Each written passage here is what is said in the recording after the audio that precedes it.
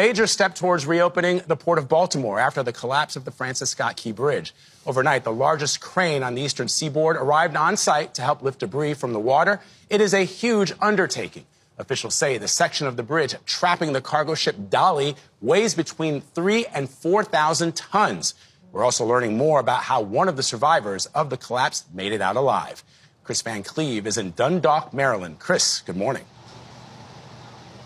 Well, good morning. That crane can lift about 1,000 tons, but many of the pieces that we saw yesterday when we got an up-close look weigh far more than that. So before they can start moving anything off the water, they're going to have to cut the debris into smaller pieces. It's going to be a long, hard effort.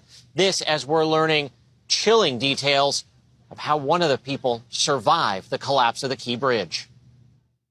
From the water, an up-close look at the mission facing the Army Corps of Engineers.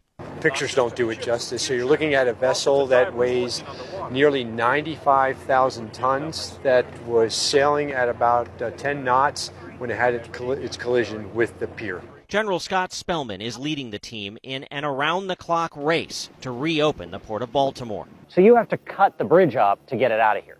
That's correct. The piece that you see above the water here on the front of the vessel weighs anywhere from 3,000 to 4,000 tons. Tonight we'll have one of the largest cranes on the eastern seaboard, so it's at least going to get cut safely into 4 pieces. They must clear a 700-foot span of the channel by removing many thousands of tons of steel and concrete. It's not just all this debris that you can see in the massive cargo ship. It's also everything that's sunk to the bottom. Tons of debris that's 50 feet down. It all has to come off the floor before this channel and the Port of Baltimore can reopen. NTSB investigators were back on the cargo ship Dolly Thursday, interviewing crew members, gathering evidence, and inspecting containers on board. According to the Coast Guard, 14 with hazardous materials were damaged, but the contents, including soap and perfume, are said not to pose a threat to the public. We need to open vessel traffic to the port because the health of the Maryland economy and the national economy depends on it. Last night, Maryland Governor Wes Moore warned the timeline for recovery would be long.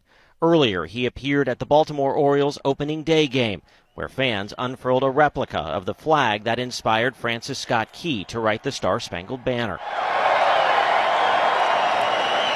The Orioles also honored the construction workers who died in the bridge collapse, and for the first time, we are seeing the hero police officers who stopped traffic before it fell. CBS News spoke with the brother of Mayor Yasser Suazo Sandoval, one of the victims. He says he wished he could have stopped his brother from going to work. Moises Diaz was scheduled to fill potholes on the bridge the night of the collapse, but his shift changed. He says his friend Julio Cervantes survived the collapse by climbing out of his truck as it was sinking, adding Cervantes can't swim, and telling us he thought, "I'm going to die here." The Biden administration has approved an initial $60 million to help with the initial response to the bridge collapse.